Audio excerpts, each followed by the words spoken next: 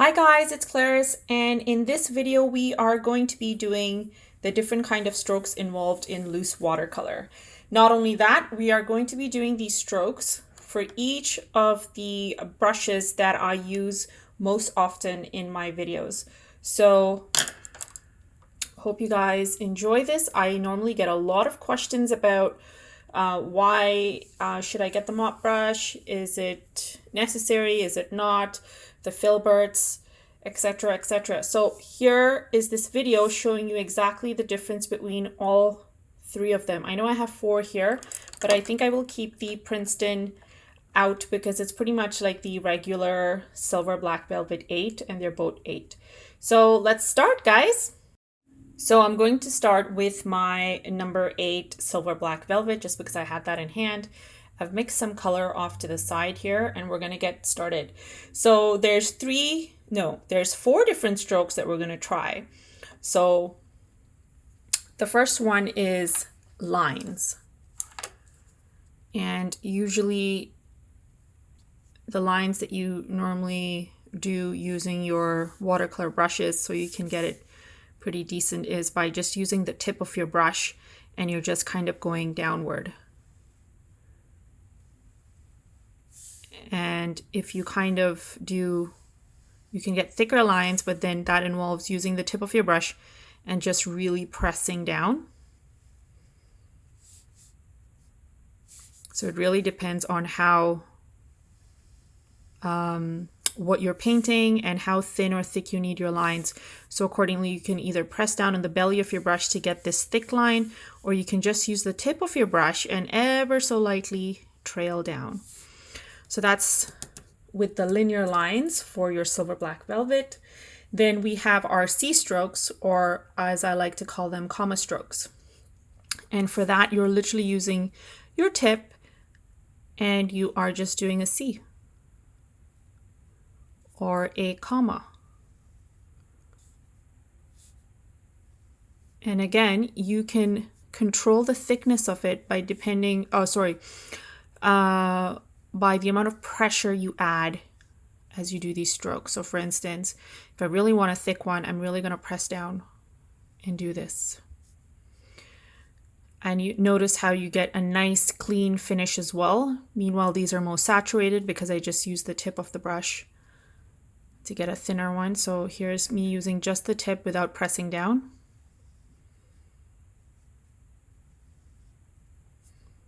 There you go. So there's the difference between the two.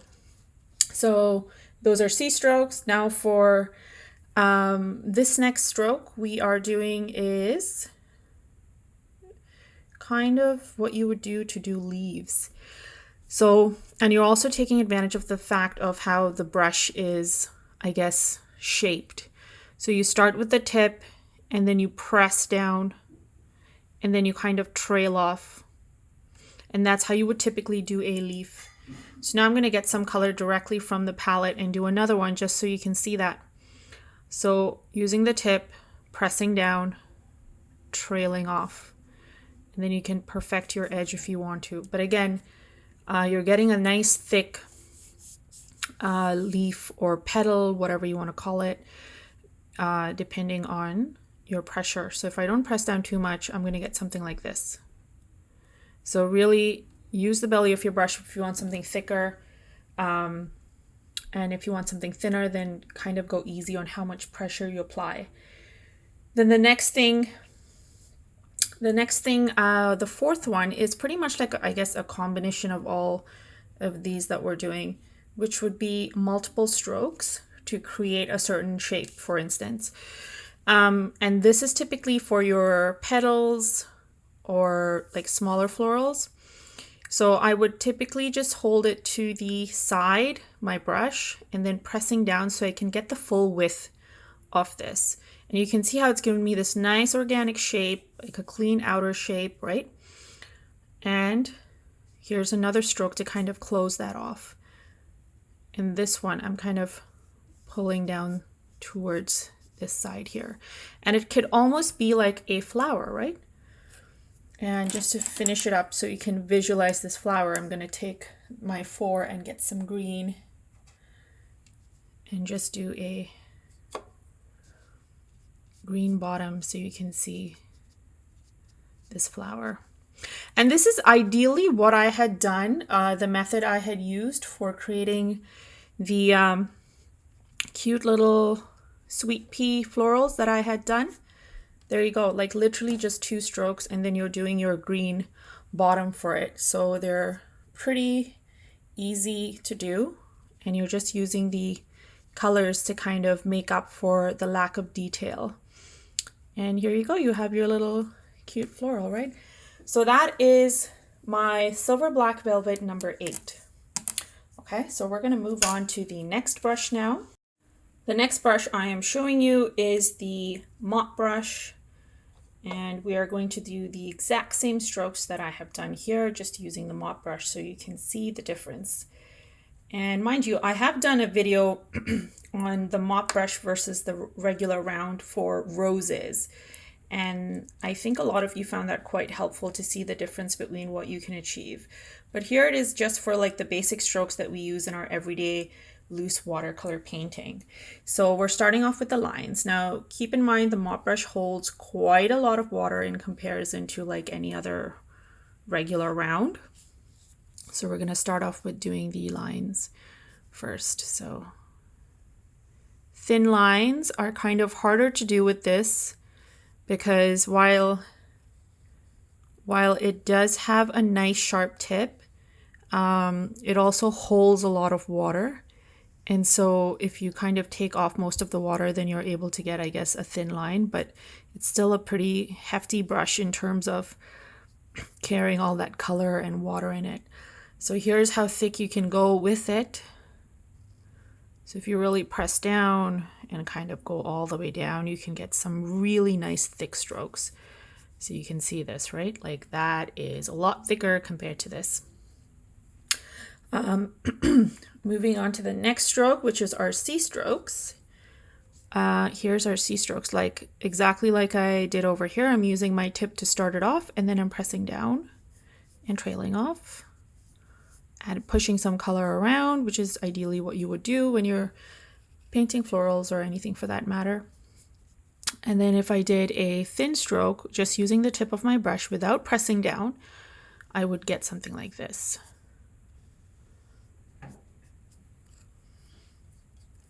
So again, just to show it to you, because I've done that 4 times here, pressing down, trailing off, gives you kind of like almost like this quotation marks, because it's this big hefty bit at the top and then really tapering it down at the bottom. And then I can do the same thing here on this side so you can see it. So you can get some really nice width and color happening.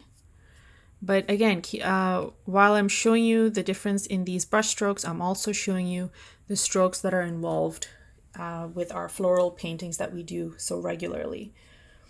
The third one is leaves or leaves. And again, it's the same thing.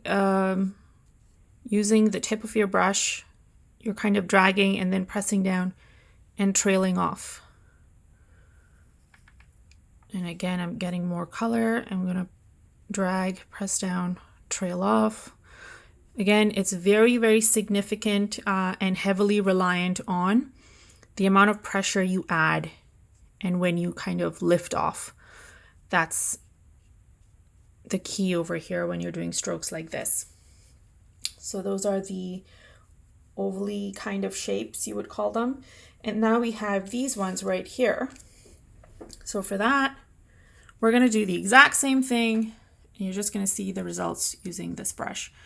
So I'm going to go sideways, press down, trail off, and you get that nice thick width, right? Same thing here.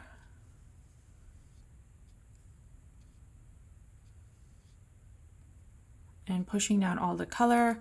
And I'm going to finish it off exactly like I did this one here by adding some green to it at the bottom. Where's my green? There we go. So you can see how these little simple strokes using these brushes can help you achieve some nice delicate florals. And it's really not that hard. It's all a matter of getting used to your brush.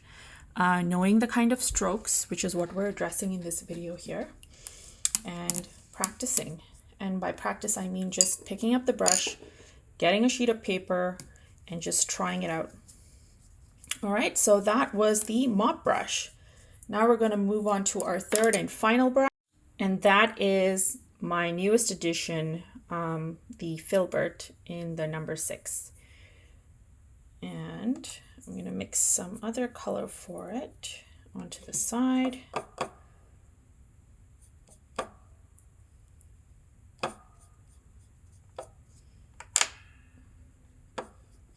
Perfect. So we're going to start off with doing the strokes. Now for the Filbert, because it is so flat, if you want thin lines, the way you can get them is if you shift your brush sideways, so you're holding it this way, and then you're doing lines. And you can get some pretty decent lines. If you guys want to just take a sheet of paper and just go crazy doing lines with different colors using your different brushes, get used to it, you should do it. I think it'll be a nice, pretty picture at the end. Here I am going ahead using it full on, flat, to get a nice thick line. And I like how that looks. So you can see the difference. Like the Filbert gives you a rounded edge from the start. The regular round gives you a tapered edge and then goes down thicker. The mop brush is giving you a nice, consistent, thick stroke throughout. And so these are quite helpful and useful for knowing what these can give you as you kind of decide what you want to draw and paint. So now we're going to do our C strokes. Now the C strokes with these, I would just typically just use them flat out and just turn this way. And that's quite nice, I think. But again, it depends on what you're painting. If you do it sideways, you don't quite get that same effect. Like you could start off thin and then get thick. Again, if you want to achieve that effect, then this brush is perfect. It's like a very calligraphy kind of effect, stroke, for lack of a better word, I think. Yeah, so those are the comma strokes or C strokes. Then we have our leafy strokes, ovally leaf strokes that I'm calling them. So I'm going to just use the very light pressure using my tip, pressing down as I go along and then trailing off. And this is the effect I get. Again, very rounded compared to the others, which start off very pointed. And I'm going to get some more color so you can see the second one a little more darker compared to this one here. So I'm going to, this stroke, I'm just going to start by trailing, pressing down and then trailing off. So if you wanted, say if you were doing like a daisy, then to create the petals for that flower, this would be nice. Or any of those like wildflower leaves. I think some of them are like super thin and long. So this would be nice. So I'm going to do a third one by applying low pressure at the start and then really pressing and then tapering off. And you can see you get that little bit of a thing at the top, smaller start and then thick at the bottom. So that's with the Filbert. And then finally with our multiple strokes, say we wanted to do a floral like this, how would that look? And here it is.